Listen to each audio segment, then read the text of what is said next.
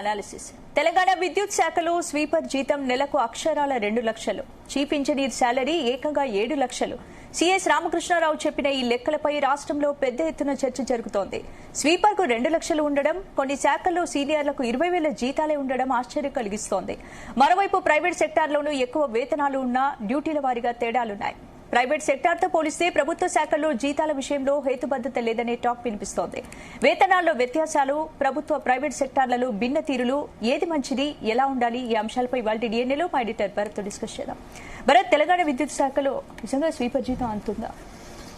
అంటే చంద్రబాబు నాయుడు హయాంలో విద్యుత్ రంగంలో సంస్కరణలు తీసుకొచ్చారు. అప్పటి వరకు ప్రభుత్వ రంగంలో ఉన్నదాన్ని ఒక విధంగా చెప్పాలంటే కార్పొరేషన్ చేశారు. జెన్కో, ట్రాన్స్కో ఇటువంటి ప్రైవేటీకరణ, ఆల్మోస్ట్ ప్రైవేట్ అని చెప్పలేం, పూర్తిగా ప్రభుత్వం అని చెప్పలేం, సెమీ గవర్నమెంట్ లాగా చేశారు. చేసిన సందర్భంలో వాళ్ళకి అప్పటి వరకు ఉన్న దాన్ని గ్యారంటీ ఇచ్చే సందర్భంలో విద్యుత్ ఉద్యోగులకు సంబంధించి ఒక చాలా ఎక్కువ స్థాయిలో వేతనాలు పెంచారు. మిగతా ప్రభుత్వ ఉద్యోగులకు 5 సంవత్సరాలకు ఒకసారి వేతన సవరణ జరుగుతుంది, కానీ విద్యుత్ ఉద్యోగులకు మాత్రం 4 సంవత్సరాలకు ఒకసారి వేతన సవరణ జరుగుతుంది. అయితే ఇప్పుడు ఏదైతే మన రామకృష్ణారావు చీఫ్ సెక్రటరీ, చాలా కాలమైన ఆర్థిక శాఖ కార్యదర్శిగా కూడా పనిచేశారు. ఆయన బయట పెట్టిన వివరాలు ఇప్పుడు చాలా సంచలనం సృష్టిస్తుంది. ఎందుకంటే భారతదేశానికి సంబంధించి హయ్యెస్ట్ ఎవరంటే క్యాబినెట్ సెక్రటరీ, ప్రభుత్వ ఉద్యోగులకు అందరికంటే కూడా అదే హయ్యెస్ట్ ఎంప్లాయ్ అంటే చెప్పాలంటే కేంద్ర క్యాబినెట్ సెక్రటరీ, రాష్ట్రంలో చూస్తే చీఫ్ సెక్రటరీ. సో వీళ్ళ శాలరీది కూడా మించి ఉందా అంటే ఇప్పుడు రాష్ట్రపతి జీతం 5 లక్షల రూపాయలు, చీఫ్ ఇంజనీర్ శాలరీ అంటే ఎలక్ట్రిసిటీ డిపార్ట్మెంట్ లో 7 లక్షలు ఉంది. సో గవర్నర్ శాలరీ లేకపోతే చీఫ్ సెక్రటరీ శాలరీ కూడా మించిపోయింది అని చెప్పి మాట్లాడారు. అంటే ఇది అందరు ప్రభుత్వ ఉద్యోగులకు సంబంధించి కాదు. ఎలక్ట్రిసిటీ డిపార్ట్మెంట్ లో చీఫ్ ఇంజనీర్ స్థాయి ఉన్న వాళ్ళకి 7 lakhs ఉంది. స్వీపర్ కి కూడా ఎలక్ట్రిసిటీ డిపార్ట్మెంట్ లో 2 లక్షల రూపాయల ఉద్యోగం ఉందని ఆయన చెప్పారు, శాలరీ ఉందని చెప్పారు. ఇట్లా చెప్పడానికి కారణం ఏంటంటే అల్టిమేట్ గా 1,500 కోట్లు ఇంతకుముందు నెలకు శాలరీ బర్డెన్ ఉండేది. ఇప్పుడు ఉద్యోగుల శాలరీ బర్డెన్ నెలకి 6,000 కోట్ల రూపాయలు అవుతుంది. ఉద్యోగులు, పెన్షనర్స్ కలిపి బహుశా నెలకి 6,000 కోట్ల రూపాయల ఖర్చు అవుతుంది. అంటే సంవత్సరానికి 72,000 కోట్ల రూపాయల బర్డెన్ అయింది. తెలంగాణ అప్పుల రాష్ట్రం ఎందుకైంది అంటూ ఆ కాంటెక్స్ట్ లో ఆయన మాట్లాడారు. అంటే ఒకప్పుడున్న జీతాలు వేరు ప్రభుత్వ ఉద్యోగులకి, ఇప్పుడున్న జీతాలు వేరు అన్న కాంటెక్స్ట్ లో ఆయన మాట్లాడారు. సో ఇది చాలా వైరల్ అయింది. అంటే నిజంగా ఎంత జీతం ఉంటుందా, స్వీపర్ కు 2 లక్షలు, తర్వాత చీఫ్ ఇంజనీర్ కు ఎలక్ట్రిసిటీ డిపార్ట్మెంట్ లో 7 లక్షల దాకా ఎందుకు వెళ్ళింది అన్నది ఇక్కడ. ప్రైవేటు రంగంలో ప్రభుత్వ రంగంలో వేతన వ్యత్యాసాలు ఉంటే ఇదే పరిస్థితి వస్తుంది. గవర్నమెంట్ ఉద్యోగం కోసం ఇంతెందుకు కొట్లాడుతున్నారు? ప్రభుత్వ ఉద్యోగాలు భర్తీ చేయట్లేదనే కదా. గ్రూప్ 1 ఉద్యోగం ఒక 563 గ్రూప్ 1 ఉద్యోగాల కోసం 5 లక్షల మంది రాస్తారు. చిన్న స్థాయి పోస్ట్ గ్రూప్ 3 పోస్ట్ కూడా 5-6 లక్షల మంది రాస్తారు. ఎందుకు ప్రభుత్వ ఉద్యోగం అంటే అంత క్రేజ్ ఉంది? బికాస్ వేతనంలో బయట ఉన్న దానికంటే వ్యత్యాసం. అట్లానే పూర్తి వ్యత్యాసం కాదు. ఇప్పుడు సాఫ్ట్వేర్ ఇంజనీర్లకు, తర్వాత మిగతా కంపెనీ సెక్రటరీలకు అంతకంటే ఉన్న సందర్భం కూడా ఉంది. సాఫ్ట్వేర్ ఇండస్ట్రీ, ఐటీ ఇండస్ట్రీలో చూసుకుంటే కనుక. సో ఇప్పుడు చీఫ్ సెక్రటరీ అన్నది ఏంటంటే చీఫ్ సెక్రటరీ కంటే కూడా ఎక్కువ శాలరీ ఉంది. గవర్నరు లాంటి వాళ్ళు ఎత్తే దానికంటే కూడా శాలరీ ఎక్కువ ఉంది. కేంద్ర కేబినెట్ సెక్రటరీ కంటే కూడా ఎక్కువ శాలరీ ఉంది అని చెప్పి ఆయన కామెంట్ చేశారు. సో ఇది దేశవ్యాప్తంగా సంచలనమైంది ఈ చీఫ్ సెక్రటరీ చేసిన కామెంట్. మనదకంటే తెలుసు కానీ నేషనల్ మీడియా దీన్ని ప్రధానంగా ఫోకస్ చేస్తుంది. సో ఇక్కడ ఒకటి, ఇప్పుడు జిహెచ్ఎంసీలో పనిచేసే శానిటరీ వర్కర్ కూడా, శానిటరీ వర్కర్ నిజానికి చాలా పెద్ద సేవ, అదేం తక్కువేం కాదు. ఇక్కడ మనం ప్రజలందరూ వేసి చెత్త దాన్ని ఎత్తిపోయడం అనేది చాలా ఏమంటారు పవిత్రమైన కార్యం. మీకు గుర్తునే ఉంటుంది, స్వచ్ఛ భారత్ సందర్భంగా ప్రధానమంత్రి నరేంద్ర మోడీ స్వచ్ఛ భారత్ పారిశుద్ధ్య కార్మికుల వాళ్ళ కాళ్ళు కడిగారు ఆయన.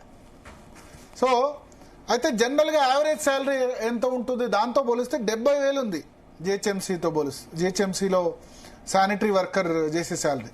సో ఈ విధంగా ఉంటే సమాజంలో అన్రెస్ట్ వచ్చే అవకాశం ఉంది. ఇప్పుడు ప్రభుత్వం మారింది కాబట్టి దీన్ని ఎక్కువ ఫోకస్ చేస్తుంది. బహుశా ఇప్పుడు ఉద్యోగుల ఎంప్లాయీ బెనిఫిట్స్ రావట్లేదు, రిటైర్మెంట్ బెనిఫిట్స్ ఆలస్యంగా అందుతున్నాయి. సో దీన్ని కప్పిపుచ్చుకునేందుకు ప్రభుత్వం బహుశా ఈ విధంగా చేసి ఉంటుంది. అంటే ఈ వివరాలను ఈ విధంగా బయటపెట్టి ఉంటుంది. ఇది అందరికీ తెలిసిన సంగమే. విద్యుత్ ఉద్యోగులకు సంబంధించిన శాలరీస్ ఎక్కువ ఉన్నాయి. చంద్రబాబు నాయుడు సమయంలో ఆయన ప్రైవేటీకరణ చేసినప్పుడు వాళ్ళ శాలరీస్ ఎక్కువ చేసి దాన్ని ప్రభుత్వ రంగం నుంచి ప్రైవేటీకరించిన పరిస్థితి. సో ఇప్పుడు కొన్నిట్లో ఆర్టీసీ లాంటి వాటిలో చాలా తక్కువ ఉంది. ఆర్టీసీ లాంటి కార్పొరేషన్లు పాపం డ్రైవర్లు కండక్టర్లు చాలా వర్క్ చేస్తారు కదా. సో ఇది ఈ ఉద్యోగాల్లో సారూప్యత లేదా జీతాల్లో ఇంత డిఫరెన్సియేషన్ అనేది మంచిది కాదు సమాజంలో. రెండోది నేనేమంటానంటే 2 లక్షల రూపాయలు స్వీపర్కి ఇచ్చే బదులు బయట 5,000 10,000 ఇస్తే ఆ కాంట్రాక్ట్ ఉద్యోగాలు అవుట్సోర్సింగ్ ఉద్యోగాలు వద్దంటారు కదా, ఇటువంటి వాటిలో కాంట్రాక్ట్ ఉద్యోగాలు ఉండాలి. స్పందన ప్రభుత్వ ఉద్యోగులు ప్రతి దానిలో తీసుకోవాల్సిన అవసరం లేదు. స్వీపర్ అంటే బయట ఇప్పుడు మీరు ఏదో కాంట్రాక్ట్ బయట వాళ్ళతో క్లీనింగ్ చేస్తే నెలకు 5,000 10,000 అయిపోద్ది. 2 లక్షలు ప్రభుత్వానికి ఖర్చే కదా. కొన్ని చోట్ల ఇప్పుడు డ్రైవర్స్ కూడా ₹1,00,000 2 లక్షలు ఉందని. ఇప్పుడు అల్టిమేట్ గా ఈ శాలరీ బర్డెన్ ఎవరు భరిస్తారు? ప్రజలే భరించాలి. ఇప్పుడు జీతాలు టైంకి రావట్లేదు, లేకపోతే పిఆర్సీ ఇవ్వట్లేదు, డిఎల్ ఇవ్వట్లేదు, హెల్త్ కార్డ్స్ ఇవ్వట్లేదు అని అంటున్నారు. కానీ ఇంతింత జీతాలు ఉంటే గనక దాని ప్రభుత్వాలు కూడా మోయలేవు. కాబట్టి పే రివిజన్ కమిషన్ ఏదైతే ఉందో కొన్ని శాఖల్లో చాలా ఎక్కువ ఉంది, కొన్ని శాఖల్లో తక్కువ ఉంది. ఇప్పుడు విద్యుత్ ఉద్యోగులకు సంబంధించి ఎక్కువ ఉందని చెప్తున్నారు. ఏంటి వేతన వ్యత్యాసం? ప్రభుత్వ పాలసీ వల్ల, ఏదంటే స్కేల్స్ కానీ ఏమైనా అలవెన్స్ వల్ల? అంటే ఇప్పుడు 2-3 పిఆర్సీస్ బంపర్ పిఆర్సీస్ వచ్చాయి. 2010లో రోషయ్య 39% ఫిట్మెంట్ ఇచ్చారు. అంతకుముందు బతకలేని బడిపంతులు అనేవాళ్ళు. కానీ ఇప్పుడు పర్లేదు, ప్రభుత్వ ఉద్యోగుల శాలరీస్ పర్లేదు. సెంట్రల్ గవర్నమెంట్ ఎంప్లాయీస్ కూడా బాగానే ఉన్నాయి. రోషయ్య టైంలో 39% ఫిట్మెంట్ ఇచ్చారు. కేసీఆర్ వచ్చి 43 ఇచ్చారు. మళ్ళా కేసీఆర్ 30% ఇచ్చారు. ఫిట్మెంట్ అనౌన్స్ చేస్తున్నారు కానీ ఇప్పుడు చూడండి పిఆర్సీ అయిపోయిన 2 ఏళ్ల తర్వాత కూడా ఇవ్వలేకపోయారు.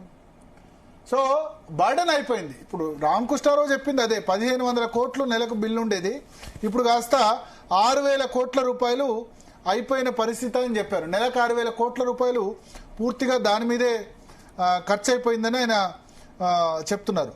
సో ఇది చాలా స్టేట్ ఫైనాన్సెస్ మీద ఇబ్బంది పడుతోంది అని చెప్తున్నారు. దీనికి ఒకటే పరిష్కారం, ప్రభుత్వ రంగంలో ప్రైవేట్ రంగంలో ఏదైతే ఉందో దాని మధ్య డిఫరెన్సెస్ టూ మచ్ ఉండకూడదు. డబుల్ ఉండొచ్చు, లేదా 2.5% 3% దాకా ఉండొచ్చు. అంతకు దాటి ఉంటే, డబుల్ కంటే ఎక్కువ ఉంటే సమాజంలో అన్రెస్ట్ వచ్చే అవకాశం ఉంది. ప్రభుత్వ ఉద్యోగాల గురించి ఇంత క్రేజ్ ఎందుకు వస్తుంది? అదే విధంగా ఉంది. ఎందుకు క్రేజ్ ఉంది? ఈ విధంగా తేడా ఉన్నప్పుడే. రెండోది ఏంటంటే, ఈ విధంగా తేడా ఉన్నప్పుడు ఆలోచిస్తారు. స్వీపర్ 2 లక్షలు, ఇప్పుడు 2 లక్షలు అయింది కదా. 2 లక్షలు అంటే డే 1 నుంచి రాలేదు, ఓ 25-30 సంవత్సరాల సర్వీస్ తర్వాత వచ్చింది. సో సరే 25-30 సంవత్సరాల తర్వాత సర్వీస్ అయినా ఆ విధంగా మిగతా చోట్ల ఎంత చేసినా, ప్రైవేట్ లో ఎంత చేసినా 25,000-30,000 వరకు మాక్సిమం ఉంటుంది. సో ఇదే పని మనం తక్కువలో చేయొచ్చు కదా అని ప్రభుత్వాలు ఆలోచిస్తాయి. కాంట్రాక్ట్ అవుట్ సోర్సింగ్ సిస్టమ్ ఎందుకు వచ్చింది? ఇందుకనే వచ్చింది కాంట్రాక్ట్ సిస్టమ్.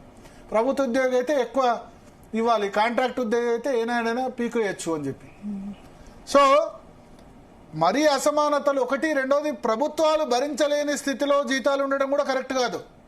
ప్రభుత్వాలు భరించలేని స్థితిలో కూడా జీతాలు ఉండడం కూడా కరెక్ట్ కాదు. పైగా ఇప్పుడు ఒక ఆరోపణ ఉంది ఏంటంటే, ఇంత చేస్తే మళ్ళీ కరప్షన్ పాల్పడతారు. కరప్షన్ లేని డిపార్ట్మెంట్స్ అంటే టీచర్లకు అవకాశం ఉండదు, గవర్నమెంట్ టీచర్స్కి. బట్ మిగతా రెవెన్యూ, లేకపోతే excise, stamps and duties, transport, ఇవన్నీ డిపార్ట్మెంట్లో రోజు ఏసీబీకి చాలా మంది దొరికిపోతున్నారు. సో దీనివల్ల అల్టిమేట్గా ఆ ప్రభుత్వ ఉద్యోగులు అంటే మిగతా వాళ్ళకంటే అక్కసు ఎందుకు ఉంటుందంటే, ఇటువంటి డబ్బులు ఇంత శాలరీ వచ్చిన తర్వాత కూడా మళ్ళీ కరప్షన్ ఎందుకు వేస్తారు, మళ్ళీ ఎందుకు అవినీతి. ఇరిగేషన్ డిపార్ట్మెంట్లో ఈఎన్సీలు ఒక్కళ్ళు 300 కోట్లు 500 కోట్లు 1000 కోట్ల రూపాయలు ఆస్తులు సంపాదించారు.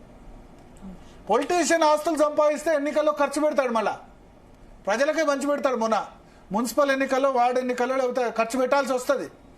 కానీ గవర్నమెంట్ ఉద్యోగి ఆస్తులు సంపాదిస్తే తన కుటుంబానికి మాత్రమే బాగుపడుతుంది. పొలిటీషియన్ ఏదైతే కరప్షన్ చేసిందో కొంత అది మళ్ళీ ప్రజల్లోకి వెళ్తుంది. కానీ గవర్నమెంట్ ఎంప్లాయీ కరప్షన్ చేస్తే ప్రజల్లోకి వెళ్లేందుకు అవకాశాలు తక్కువ, వాళ్ళ సొంత ఆస్తి పెరుగుతుంది. అట్లానే పొలిటీషియన్ కరప్షన్ సపోర్ట్ చేయట్లేదు. సో ఎందుకింత వేతన వ్యత్యాసం ఉంది, ఇది ఎక్కడి దాకా వెళ్తుంది ఓవరాల్గా? ఎందుకంటే ప్రభుత్వ ఉద్యోగులకు సంబంధించిన డిమాండ్స్ కూడా మనమే వినిపిస్తున్నాం, హెల్త్ కార్డ్స్ అయినా మిగతా వాటికైనా. బట్ ఈ ఇంబ్యాలెన్స్ ఎక్కడి దాకా వెళ్తుంది, ఈ సిచ్యువేషన్ ఇదే విధంగా ఉంటే స్టేట్ పరిస్థితి ఏంటి, ఆర్థిక పరిస్థితి చర్చిద్దాం. మనతో పాటు ఏలూరు శ్రీనివాసరావు గారు తెలంగాణ గెస్టెడ్ ఆఫీసర్స్ అసోసియేషన్ నుంచి, ఆ తర్వాత తులజారాం గారు విద్యుత్ ఉద్యోగులకు సంబంధించి జాయిన్ అవుతున్నారు. ముందుగా ఏలూరు శ్రీనివాసరావు గారు, సో సిఎస్ చేసిన కామెంట్స్ ఇప్పుడు మన ఒక్క రాష్ట్రంగా దేశవ్యాప్తంగా వైరల్ అవుతున్నాయి. శాలరీస్ సంబంధించి గతంలో శాలరీ బర్డెన్ 1500 కోట్లు ఉండేది, ఇప్పుడు 6000 కోట్లు అయిందని అంటారు. ప్లస్ ఎస్పెషల్లీ ఆయన కోట్ చేసింది స్వీపర్ జీతం 2 లక్షలు ఉంది అన్న భర్తన. ఇప్పుడు సిఎస్ గారు కామెంట్ చేసిన దాంట్లో సిఎస్ గారు శాలరీ ఎంత ఉంది ముందు చెప్పాలి స్టేట్ గవర్నమెంట్ ఎంప్లాయీస్ కి. మేము స్టేట్ గవర్నమెంట్ ఎంప్లాయీస్ తరఫునే మాట్లాడతాం. ట్రాన్స్కో గానీ జెన్కో గానీ ఇవన్నీ కూడా అవి కంపెనీలు, అంటే ప్రాఫిట్ వస్తే లాభాలు పంచుతారు, నష్టం వస్తే కంపెనీని మొత్తం ఎత్తేసి దాన్ని మూసేసి ఉద్యోగులు మొత్తాన్ని కూడా తీసేస్తారు. అది కూడా మేము వాళ్ళు ఎంప్లాయీసే, రిస్క్ తో కూడుకున్న డిపార్ట్మెంట్. ఎలక్ట్రిసిటీ డిపార్ట్మెంట్ అనేది చాలా రిస్క్ తో కూడుకున్న వాళ్ళ సర్వీస్ చేసేది ఉంటుంది. కొంత ఎక్కువ ఉండొచ్చు, కానీ వాళ్ళ ఎంప్లాయీస్ మొత్తం కలిపి కూడా ఎలక్ట్రిసిటీ డిపార్ట్మెంట్ ఎంప్లాయీస్ మొత్తం కలిపి కూడా 60,000-70,000 మంది కంటే ఎక్కువ ఉంటారు. ఎక్కువనే కదా, 60,000 అంటే తక్కువ మంది కాదు కదా. ఎక్కువ మంది ఉన్నా అది ఒక కంపెనీ ప్రాఫిట్ ని బట్టి మాత్రమే. కానీ 81,000 కోట్ల అప్పులు ఉన్నాయని రాష్ట్ర ముఖ్యమంత్రి అంటున్నారు, ఓన్లీ విద్యుత్ డిస్కంలు. అవునన్నా, అది వాళ్ళ ట్రాన్స్కో జెన్కో అది లిమిటెడ్ కంపెనీలు. అది గవర్నమెంట్ సైడ్ నుంచి కాకుండా ఒక కంపెనీ లాగా లాభాలను వచ్చినప్పుడు డివిడెండ్లు ఇవ్వడం అట్లా ఆ టైప్ లో ఉంటుంది. అందులో కొంత రిస్క్ తో కూడుకున్నది, ఎమర్జెన్సీ సర్వీస్ కాబట్టి కొంత అధిక జీతాలు ఉండి ఉండొచ్చు. కానీ ఎలక్ట్రిసిటీ డిపార్ట్మెంట్ తోటి స్టేట్ గవర్నమెంట్ ఎంప్లాయీస్ ని కంపేర్ చేయడం కరెక్ట్ కాదు. ఇప్పుడు మీరు చెప్పారు హైయెస్ట్ క్యాడర్ ఏదైతే ఉందో క్యాబినెట్ సెక్రటరీ సెంట్రల్ గవర్నమెంట్ లో కానీ స్టేట్ గవర్నమెంట్ లో ఉన్న చీఫ్ సెక్రటరీ గారి శాలరీ కానీ 2 లక్షల మించి ఎక్కడైనా ఉందా? అక్కడ వరకు నేను గ్రూప్ 1 లో అపాయింట్ అయ్యాను స్టేట్ గవర్నమెంట్ లో, 33 సంవత్సరాలు సర్వీస్ చేశా. నాకు గ్రాస్ కూడా 1,50,000 లేదు, ఇంకా 34 ఇయర్స్ సర్వీస్. బేసిక్ చెప్తున్నారా మీరు? బేసిక్ కాదన్నా, గ్రాస్ శాలరీ చెబుతున్నా. 1,50,000 నా గ్రాస్ శాలరీ. గ్రూప్ 1 లో అపాయింట్ అయ్యి 33 ఇయర్స్ సర్వీస్ చేశాను, నా శాలరీ అది.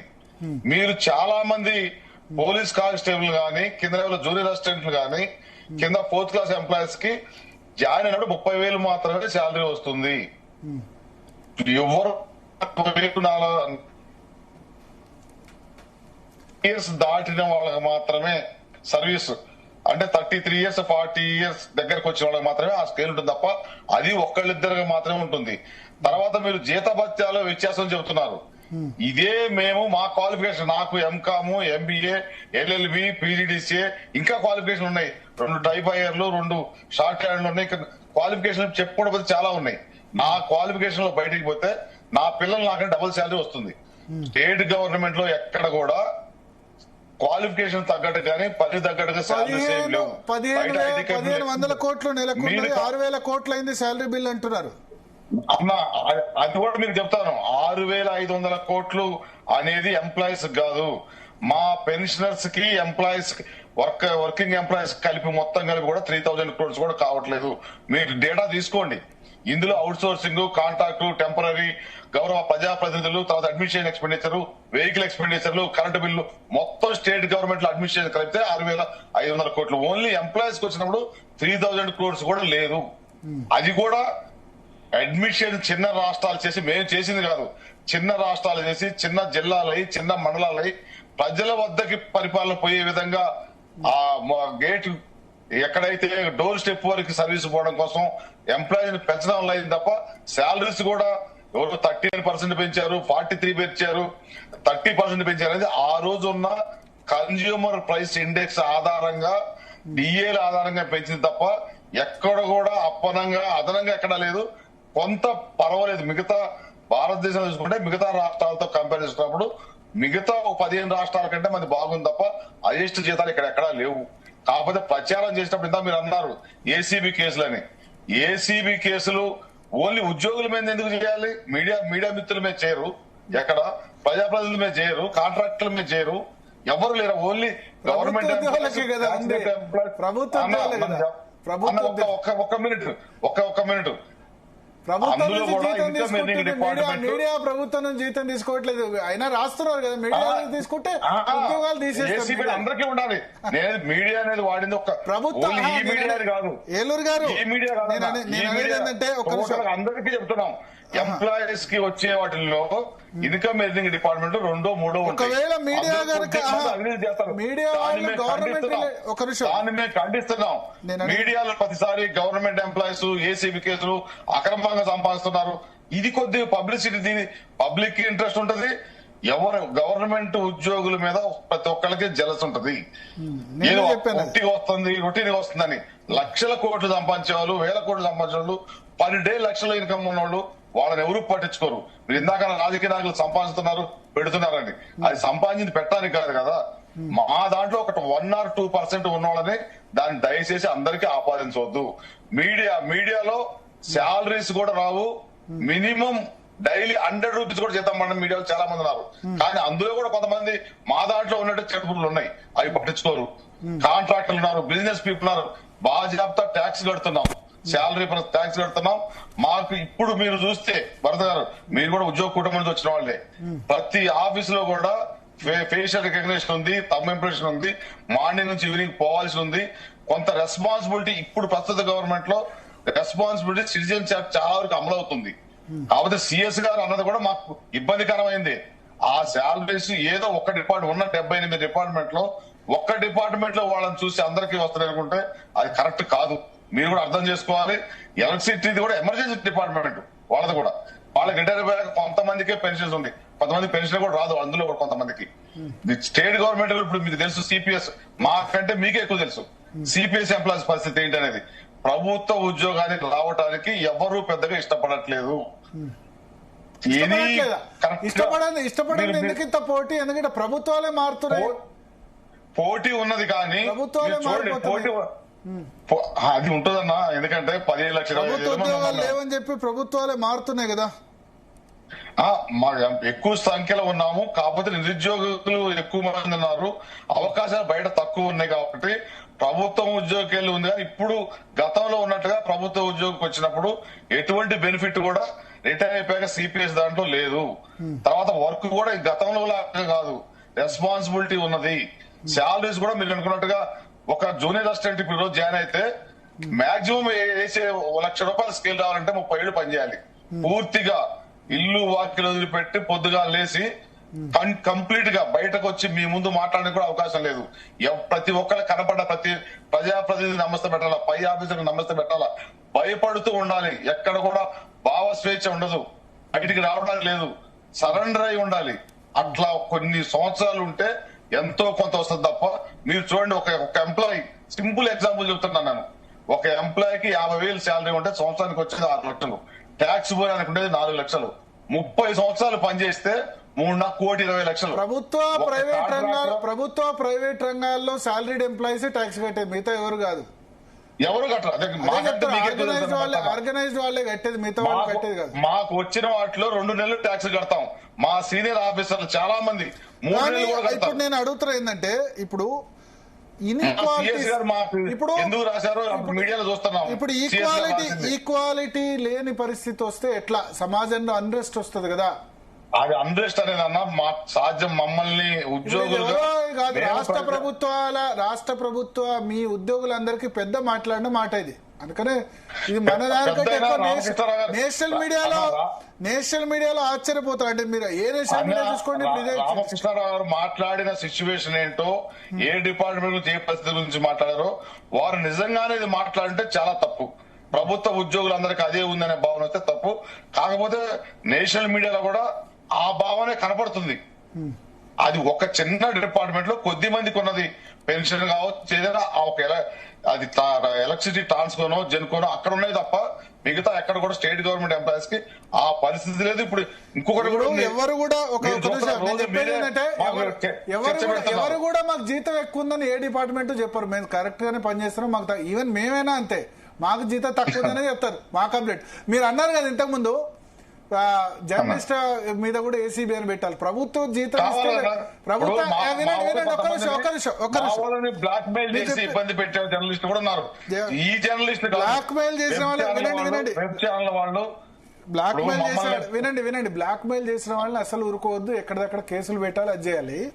రెండోది ఏంటంటే ఒక్క నిమిషం నేను చెప్పాను బ్లాక్ మెయిల్ వినండి. బ్లాక్ మెయిల్ ఎట్లా కూడా చేస్తున్నారో తెలుసు. బోర్వెల్ వేస్తే బ్లాక్ మెయిల్ చేస్తున్నారు, ఓకే. తర్వాత ఇసుక ట్రాన్స్పోర్ట్ చేస్తే బ్లాక్ మెయిల్ చేస్తారు. నాకు చెప్పడానికి అదేం లేదు. అయితే ఎందుకు ఇట్లా మీడియా తయారైంది ఆలోచించాలి, ఎందుకు ఇట్లా తయారైంది ఆలోచించాలి. మీరు టీవీ ఫ్రీగా చూస్తున్నారు, ఎవరైనా డబ్బులు కడుతున్నారు. మీరు ప్రభుత్వం నుంచి జీతాలు తీసుకుంటారు, ప్రభుత్వం మీడియాకు శాలరీస్ ఇవ్వట్లేదు కదా. టీవీ అందరూ ఫ్రీగా చూస్తున్నారు, పైసలు పెట్టి చూడండి, కరప్షన్ ఉండదు కదా, ఫ్రీ ఛానల్ కదా. మీరు క్రికెట్ మ్యాచ్ చూడాలంటే ఏం చేస్తున్నారు, ESPN స్టార్ స్పోర్ట్స్ లో 19 రూపాయలు కడుతున్నారు, జియో హాట్స్టార్ కి 600 కడుతున్నారు. టీవీ ఛానల్స్ ఏమో ఫ్రీగా కదా చూసేది. మరి ఫ్రీగా చూసినప్పుడు ఒక్క నిమిషం, ఫ్రీగా చూసినప్పుడు రెవెన్యూ ఎక్కడి నుంచి వస్తుంది, వీళ్ళందరికీ జీతాలు ఎట్లా? అందుకని అదవుతుంది. అందుకని నేను చెప్తాను, ప్రజలకు కూడా అకౌంటబిలిటీ, ఫ్రీ మీడియా ఉండాలంటే, ఈ బ్లాక్ మెయిల్ రాకుండా ఉండాలంటే, మీ సందర్భం టాపిక్ వచ్చింది కాబట్టి ప్రజలు న్యూస్ ఛానల్ ని లేకపోతే వాటి కనీసం రూపాయో 2 రూపాయలు నెలకు, రూపాయి 2 రూపాయలు వైఫై కోసం 650-700 పెడుతున్నారు కదా. 1 కోటి మంది ఒక్కో ఛానల్ కు రూపాయి చేస్తే 1 కోటి రూపాయలు అవుద్ది. అప్పుడు ఛానల్ నడవడానికి ఈజీ అవుద్ది. ఎందుకు కరప్షన్ అవుతుందంటే శాలరీస్ లోకల్ లెవెల్లో లేకపోతే ఎవరైతే పనిచేస్తారో మీడియాలో కూడా ప్రముఖ మెయిన్ న్యూస్ పేపర్లు గానీ మెయిన్ ఛానల్స్ వల్ల ఎవరికి ఇబ్బంది లేదు. చాలా సిస్టమేటిక్ గా గవర్నమెంట్ డిపార్ట్మెంట్ లో కొన్ని సిస్టమేటిక్ నడిచే డిపార్ట్మెంట్ నడుస్తున్నాయి. కానీ మీడియా నుంచి బయటకు వచ్చిన మిత్రులు చిన్న చిన్న వెబ్ ఛానల్ అని అన్ని వ్యవస్థల్లో, రాష్ట్రాల్లో ఉన్న అన్ని వ్యవస్థల్లో మీడియా కూడా ఒక భాగం, వాళ్ళ నుంచి ఇబ్బంది. మీడియా కూడా ఒక భాగం అంటున్నారు. రాష్ట్రంలో ఉన్న అన్ని వ్యవస్థలు ఎట్లా కరప్ట్ అయినాయో మీడియా కూడా కరప్ట్ అయింది. దానిలో నో డౌట్. నేనే చెప్తున్నా కదా, ఎక్కడ తీసుకుంటారో చెప్తున్నా కదా. కొత్తగా ఇల్లు కడితే పోతున్నారు, కొత్తగా ఏదైనా ఇల్లు కడితే పోతున్నారు, నో డౌట్ జరుగుతుంది, అన్నిట్లో ఉంది, ఓకే. మీడియా ఇంకా ప్రభుత్వ ఉద్యోగులు సిండికేట్ అవుతున్నారు. MRO ఆఫీస్ వాళ్ళు వెళ్ళి అక్కడ పోయి, లేకపోతే టౌన్ ప్లానింగ్ వాళ్ళు వెళ్ళి అక్కడ పోయిరా, నువ్వు పెడితే కనుక నీకు డబ్బులు ఇస్తాడని చెప్తున్నారు. అన్న అందరం మనుషులమే, భర్త ఎవరు ఎందులో లేవు. నేను అటుంటే మీడియాకి వచ్చేవాడిని, మీరు ఇటు వచ్చేవాళ్ళు. కాకపోతే మాకు బాధ ఏంటంటే ఎటుకి సెంటర్ పాయింట్ ఎంప్లాయీస్ అవుతున్నారు, టాపిక్ అంతా ఎంప్లాయీస్ కి వెళ్ళే వస్తుంది. ఏది కరప్షన్ కి వచ్చిన ఎంప్లాయీసే, శాలరీస్ కి వచ్చిన ఎంప్లాయీసే, గవర్నమెంట్ లో జరిగిన ఎంప్లాయీసే, మిగతా రంగాలను ఎవరిని పట్టించుకోవట్లేదు. ఓకే, మిగతా రంగాల్ని పట్టించుకుంటారు, అట్లేం కాదు. ఎస్, మనతో పాటు తులజారాం గారు జాయిన్ అవుతున్నారు. తులజారాం గారు విద్యుత్ ఎంప్లాయీస్ నుంచి. ఎస్ తులజారాం గారు, సో చీఫ్ సెక్రటరీ గారు చేసిన కామెంట్స్ ఎస్పెషల్లీ మీ డిపార్ట్మెంట్ గురించే, సో ఏమంటారు? ఎస్, అంటే ప్రధానంగా ఏంటంటే సార్, ఎలక్ట్రిసిటీ అనేది మీకు తెలుసు, తెలంగాణ రాష్ట్రం ఏర్పడినప్పుడు కూడా రాష్ట్ర వ్యాప్తంగా ఎలక్ట్రిసిటీ అనేది ఒక కీలకమైన సబ్జెక్టు. అప్పటికి ఉమ్మడి ఆంధ్రప్రదేశ్ చివరి ముఖ్యమంత్రి కూడా ఒక విద్యుత్ రంగము చాలా సంక్షోభం ఎదుర్కొంటది. తెలంగాణ రాష్ట్రం ప్రత్యేక రాష్ట్రం ఏర్పడినట్టయితే తెలంగాణ రాష్ట్రం లోపల చీకట్లు అలుముకుంటాయి, వీళ్లకు కరెంట్ ఉండదు, కరెంటు తీగల మీద బట్టలు ఆరేసుకోవాల్సిన పరిస్థితి ఏర్పడుతుందని చెప్పిన రోజులు. ఆ రోజు మనకు ఉన్నటువంటి డిమాండ్ గానీ, జనరేషన్ కెపాసిటీ గానీ, ట్రాన్స్మిషన్ లైన్స్ గానీ, ట్రాన్స్కోకు సంబంధించినటువంటి EHD సబ్ స్టేషన్స్ గానీ, డిస్ట్రిబ్యూషన్ వ్యవస్థ గానీ చాలా అధ్వానమైన పరిస్థితులలో ఉంది.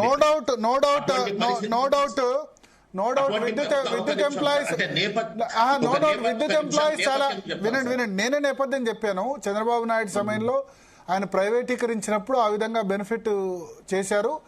నో డౌట్, నేనే చెప్తా, నో డౌట్ విద్యుత్ ఎంప్లాయీలు చాలా ట్రెమెండస్ వర్క్ చేశారు 24 అవర్స్ విషయంలో గానీ. తర్వాత ఆ పవర్ ప్లాంట్ లో ప్రాణాలు కూడా సాక్రిఫైస్ చేశారు కదా అక్కడ జరిగిన, ఇక్కడ శ్రీశైలం లెఫ్ట్ బ్యాంక్ 9 మంది ఇంజనీర్లు చనిపోయినారు సార్.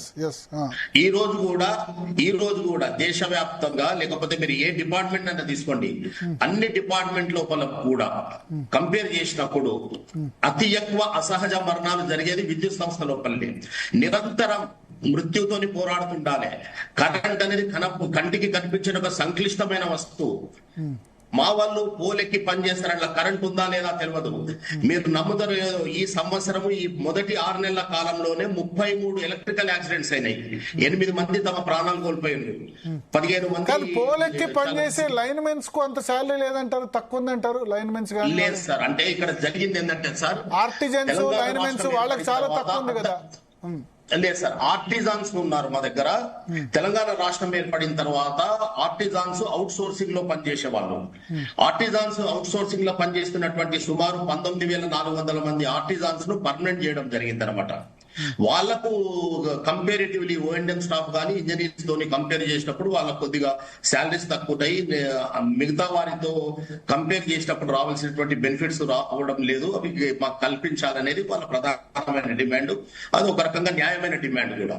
మా దగ్గర ఇంకొకటి ఏంటంటే సార్, 20,000 మంది పెన్షనర్స్ ఉన్నారు, 20,000 పెన్షనర్స్ ఉన్నారు, 20,000 ఆర్టిజన్స్ ఉన్నారు. ఇంజనీరింగ్, అకౌంట్స్, పిఎన్జి అన్ని రకాల ఎంప్లాయీస్ కలిపి 31,600 మంది ఉన్నారు. టోటల్ గా 71,000 ఎంప్లాయీస్ ఉన్నారు సార్. తెలంగాణ రాష్ట్రం ఏర్పడక ముందు ఈ ఆర్టిజాన్స్ ను అబ్జర్వ్ చేసిన 20,000 కాబట్టి మొదలు మనకు ఉన్నటువంటి 1,500 crores ఏదైతే శాలరీ కాంపోనెంట్ ఉండేనో అది 6,000 కోట్లకు చేరుకోవడం జరిగింది. తెలంగాణ రాష్ట్రం ఏర్పడిన తర్వాత మనం విద్యుత్ రంగం లోపల సాధించినటువంటి ప్రగతి అనుకోండి, దేశం లోపల విద్యుత్ రంగం లోపల నంబర్ 1 గా అవతరించడము, తలసరి విద్యుత్ వినియోగం కావచ్చు, డిమాండ్ విషయంలో కావచ్చు, ఇన్ఫ్రాస్ట్రక్చర్ ప్రొవైడ్ చేసుకునే విషయంలో, వీటన్నిటి లోపల కూడా కష్టపడి పనిచేసి తెలంగాణకు ఒక మంచి పేరు తీసుకొని వచ్చారు. తెలంగాణ జీడిపి అభివృద్ధి లోపల, పారిశ్రామిక రంగం అభివృద్ధి లోపల, వ్యవసాయ రంగం అభివృద్ధి లోపల కీలకమైన పాత్ర పోషిస్తున్నారు. బాగా కష్టపడి పనిచేస్తున్నారని చెప్పి అప్పుడు బిగినింగ్ లో 2014 లో అప్పటి కాంగ్రెస్ ప్రభుత్వం గాని, దాని తర్వాత 2018 లో 2023లో అప్పటి ప్రభుత్వాలు పిఆర్సీలను ఇవ్వడం జరిగింది. జనరల్ గా స్టేట్ గవర్నమెంట్స్ కేమో 5 years ఒకసారి పిఆర్సీ ఇస్తారు సార్, మాకేమో 4 years ఒకసారి పిఆర్సీ ఇస్తారు సార్. అయితే పిఆర్సీలు ఇవ్వడం జరిగింది. పిఆర్సీలు కూడా గత ప్రభుత్వము, ప్రస్తుత ప్రభుత్వాధినేతలు కూడా ఎన్నో సందర్భాలలో విద్యుత్ రంగంలో వాళ్ళు బాగా కష్టపడి పనిచేస్తున్నారు.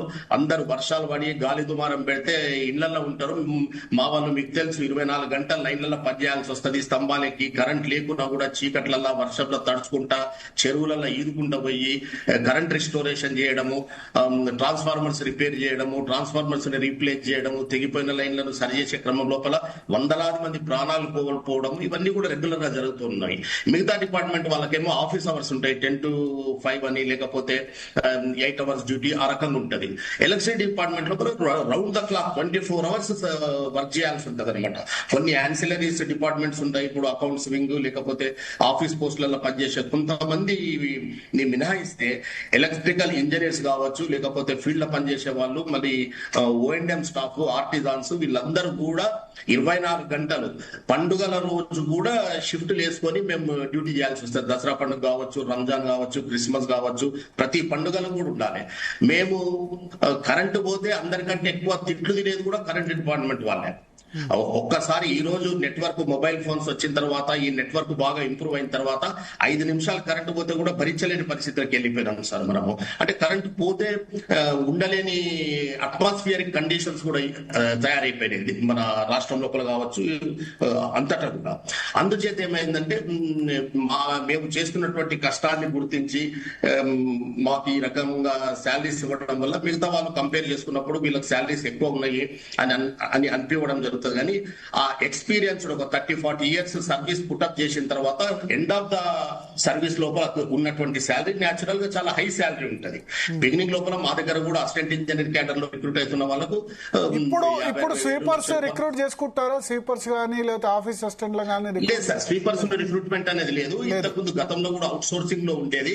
ఈ స్వీపర్స్ వాళ్ళు వీళ్ళందరూ కూడా ఏంటంటే సార్, ఈ యాక్సిడెంట్స్ లోపల చనిపోయినప్పుడు కంపాషనేట్ గ్రౌండ్స్ లో, అంటే మానవీయ కోణం లోపల మనం రిక్రూట్మెంట్ చేస్తాం కదా సార్, మన డిపెండెంట్స్ కు, వైఫ్స్ కు వాళ్ళకి రిక్రూట్మెంట్ చేస్తాం కదా. వాళ్ళని రిక్రూట్ చేయడం లోపల వాళ్ళని సబార్డినేట్ సర్వీసెస్ కింద తీసుకుంటారు సార్.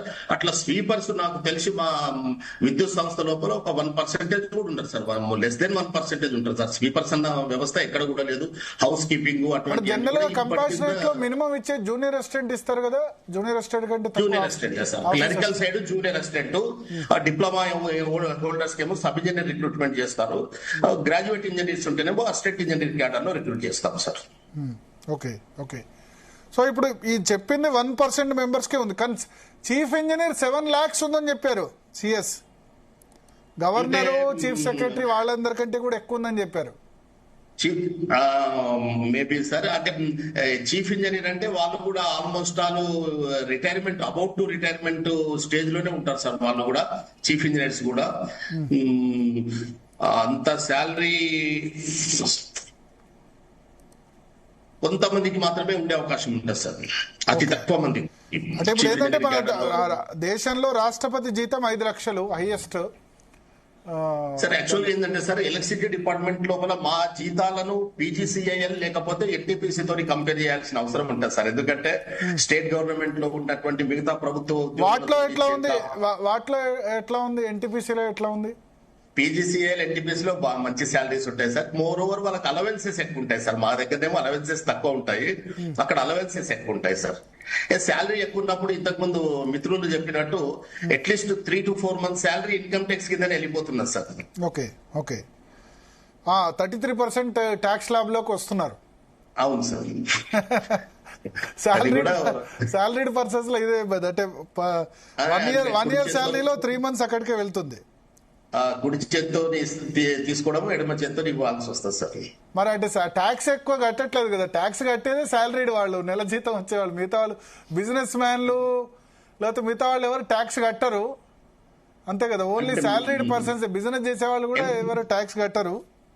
సిన్సియర్ ఎంప్లాయీస్ సిన్సియర్ గానే ట్యాక్స్ కట్టాల్సి వస్తుంది సార్. ఓకే. సో ఇప్పుడు యాక్చువల్లీ ఇప్పుడు మీ 4 years పీరియడ్ కూడా అయిపోయిందా ఈ పే రీజన్ సంబంధించి? ఇప్పుడు డ్యూ ఉంది సార్. యాక్చువల్ గా మాకు ఏ ఇయర్ లో? ఈ ఇయర్ లో డ్యూ ఉంది సార్. ఈ ఇయర్ లో డ్యూ ఉంది. మేబీ ప్రభుత్వం ఇప్పుడు ఈ ఇయర్ లో డ్యూ ఉంది కాబట్టి ఇది లీక్ చేస్తుంటారంటారా? అంటే ఇప్పుడు మాకే కాకుండా పీజీసీఐల వాళ్ళకు, ఎన్టీపీసీ వాళ్ళకు కూడా పిఆర్సీ డ్యూ ఉంది సార్. వాళ్ళకి ఇప్పుడు పిఆర్సీ ఇస్తే వాళ్ళు మాకంటే ముందుకు వెళ్ళిపోతారు సార్. ఇంకా వాళ్లకు 4 years కోసారైనా 10 years వాళ్ళది. వాళ్ళకు సెంట్రల్ గవర్నమెంట్ కాబట్టి సెంట్రల్ గవర్నమెంట్ ఎంప్లాయీస్ 10 years లాగా అట్లా ఏమి ఉండదా? 5 years లేదు సార్. కార్పొరేషన్స్ కదా సార్, కార్పొరేషన్. ఓకే. సో ఈసారి ఇస్తే పే రీజన్ అయితే మిమ్మల్ని దాటిపోతారు వాళ్ళు. కానీ 81,000 కోట్ల అప్పులున్నాయి మన రాష్ట్రంలో విద్యుత్ సంస్థలకు అని చెప్తున్నారు. అందుకని 3rd డిస్కం కూడా క్రియేట్ చేస్తున్నారు ఇప్పుడు. అంటే సార్ యాక్చువల్గా ఏంటంటే సార్, మనకు ఇప్పుడు 26-27 ప్రొజెక్షన్స్ మనం ఒకసారి అబ్జర్వ్ చేసినప్పుడు మన కన్జంప్షన్ 1 lakh million units కు దాటబోతున్నారు సార్. 1 lakh million అంటే మన తెలంగాణ రాష్ట్రం యొక్క కన్జంప్షన్ 1 lakh million units దాటబోతున్నారు సార్. మన తెలంగాణ రాష్ట్రం ఏర్పడినప్పుడు మన డైలీ కన్జంప్షన్ 120 billion units ఉండేది సార్. ఈ రోజు మనం 300 million units పర్ డే మనం పవర్ సప్లై యూజ్ చేస్తున్నాం సార్. రాబోయే సంవత్సరం లోపల ఈ రీసెంట్ గా సబ్మిట్ చేసినటువంటి ఏఆర్ఆర్ ఫైలింగ్స్ ద్వారా డిస్కమ్స్ చెప్పింది ఏంటంటే, మనకు వచ్చే సంవత్సరము 26-27 ప్రొజెక్షన్స్ లో 1 billion units పవర్ సప్లై మనం 1 billion units మనం సేల్ చేస్తాం sir. ₹7 cost of the supply అనుకుంటే కూడా సుమారుగా మనకు 75,000 కోట్ల వరకు కూడా మన యొక్క ఇన్కమ్ ఉంటుంది సార్. రెవెన్యూ ఉంటుంది సార్. 75 crores వరకు రెవెన్యూ ఉంటుంది సార్. 75,000 crores రెవెన్యూ ఉన్నప్పుడు మనము ఇంతకుముందు మీరు చెప్పినట్టు 6,000 కోట్ల రూపాయలు మేము జీతభత్యాల కింద చెల్లించడం జరుగుతా ఉన్నా సార్. 6,000 కోట్ల రూపాయలు 75,000 కోట్ల రెవెన్యూను మనము ఒకసారి కంపేర్ చేసుకున్నప్పుడు నా లేబర్ 75,000 కోట్ల 8% సార్. 75,000 కోట్ల రెవెన్యూ ఉంది విద్యుత్ సంస్థలకి. అవును సార్. ఇప్పుడు ఈ ప్రభుత్వం ఆ 75,000 కోట్ల రెవెన్యూ అని చెప్తారు కానీ ప్రభుత్వం సబ్సిడీ ఇవ్వదు కదా. లేదు, సబ్సిడీ కాకుండా చెప్తున్నాను సార్. నేను సబ్సిడీ ఇచ్చేది ఈ సంవత్సరము అంటే డైరెక్షన్స్ ఏమిస్తారో రెగ్యులేటరీ కమిషన్ చూడాలి సార్. రెగ్యులేటరీ కమిషన్ డైరెక్షన్స్ ఇవ్వకుండా కూడా ఇప్పుడు నాకు మన 50,000 crores మన ఎస్పీడీసీఎల్ ఉంది సార్. 50,000 crores 50,000 crores లో 3,049 crores మనం ఎంప్లాయీస్ పోర్షన్ చూపించినారు సార్. ఒక టెంటేటివ్ గా మనము 4 కంపెనీలు power utilities 4 Transco, Genco, northern company, southern company 4 కంపెనీలను మనం కన్సిడర్ చేసినప్పుడు మనకు ఇంకా ఈ రెవెన్యూ అంటే టారిఫ్ల రూపంలో వచ్చే రెవెన్యూ కాకుండా మనకు మిగతా wheeling charges, cross subsidy charges అవి కూడా కొన్ని వస్తాయి సార్. అదే రకంగా ట్రాన్స్కో లోపల టెలికాం ద్వారా కూడా ఫైబర్ ఆప్టికల్ కేబుల్ వాటిని మనం ఇన్స్టాల్ చేసి సంవత్సరానికి ఒక 300 crores అది కూడా అడిషనల్ మనం జనరేట్ చేసుకుంటా ఉంటాం సార్, ఇది మన రెవెన్యూను. అయితే ఈ రకంగా చూసినప్పుడు మనకు 8% మాత్రమే ఎంప్లాయీస్ పోర్షన్ ఉంది సార్. ఈ రోజు ఇస్తున్న జీతభత్యాలను ఒకసారి కంపేర్ చేసినప్పుడు 8% మనము ఎంప్లాయీస్ పోర్షన్ ఉంది సార్.